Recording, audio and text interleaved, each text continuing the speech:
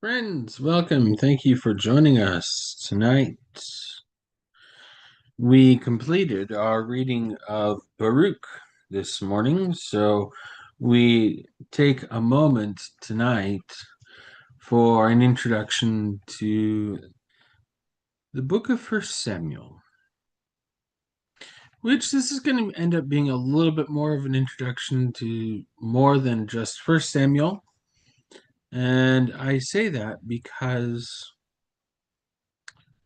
what we know as First and Second Samuel, two books of the Hebrew Scriptures of the Old Testament, these two books at one point originally were one. The book of the prophet Samuel. We'll look specifically at the 31 chapters that are First Samuel tonight, but you'll see here and in future times as we read through this that when we start, as we always do, by taking a look at the big picture, that what you'll see is a presentation of the original unified book of First and Second Samuel together. Let me show you what I mean here. There it is. There is the big picture. First and Second Samuel side by side. We're going to focus tonight on First Samuel, since that's what we'll be reading. 31 chapters. There are two main sections to this. The first 7 chapters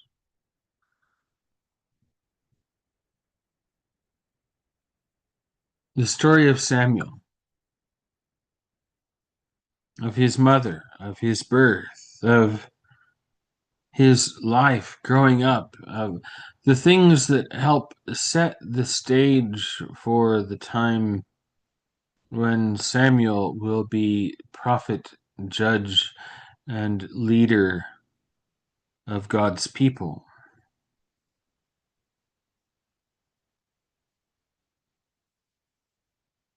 And that will happen in these first 7 chapters. Now, there's something that happens that's significant here, and that's in this bridge here between chapters 7 and 8. Samuel is the leader of a people who decide they do not want a judge, a leader. They want a king. They want not a unique status, but they want to be like others, other peoples, other nations. They want a king for themselves. So the main body of this book will take us through the request for a king, through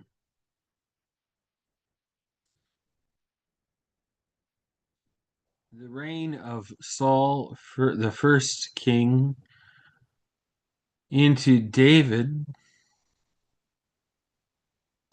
the reign of a king who is set forward from this time forth as the model king, the model for what a king should look like. Now, David doesn't actually become king, though, in First Samuel. Instead, First Samuel ends with this odd dynamic where Saul is king. David is a significant leader in Saul's kingdom. From moment to moment, sometimes sometimes Saul approves and sometimes Saul wishes to kill David. At the end of this book, First Samuel, David will and Saul will be the one who dies. And Second Samuel will show David rising, being made king. Interesting thing here, by the way, 31 chapters here, 24 chapters in Second Kings. So we've got 55 chapters of scripture that have Samuel's name on them. Only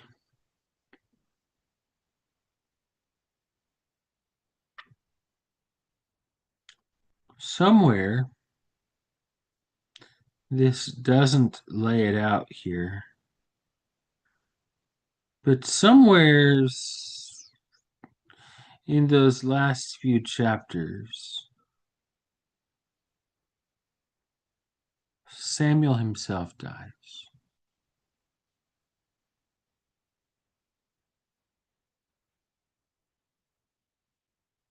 Samuel is dead sometime before Saul. So it's not really Samuel's story. Samuel is just a leading figure for a portion of this. But nonetheless, it's a significant portion. That's things that are specific to First Kings. Second Kings will get David's reign and setting the stage for how David's reign will fail like Saul's.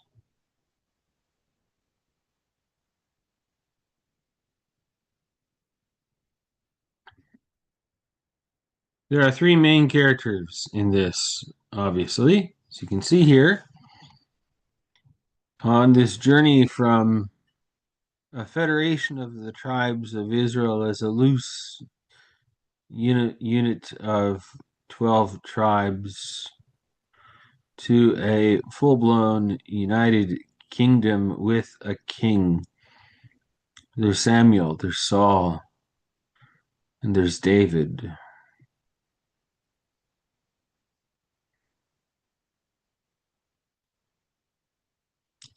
Interesting thing is that in the case of Saul and David, both of them, they're not perfect.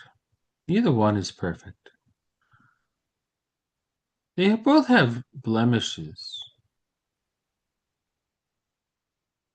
But neither one is so broken as to not have any positives either. There's a mix in both of them.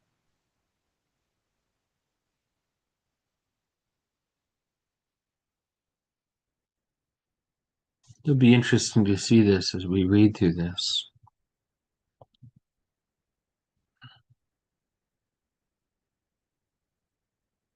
Promise of Messiah, the fulfillment of the promise to Abraham, future king and temple and eternal kingdom. This will more come out in 2 Samuel, but it's worth pointing out here.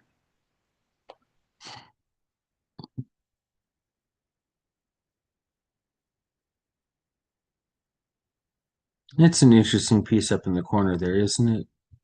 The nation of Israel. Well, not really a nation, a family.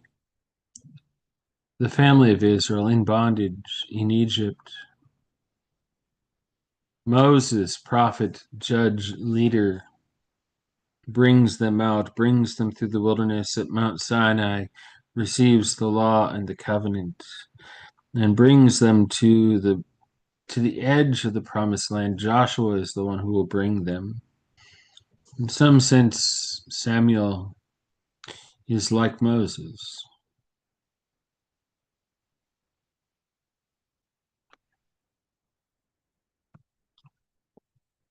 So that's First Samuel, along with Second Samuel. Tomorrow morning, after morning prayers, after matins, we'll jump in and start reading. But for now, this is just a little bit of an introduction, and we'll leave it at there and begin reading in the morning.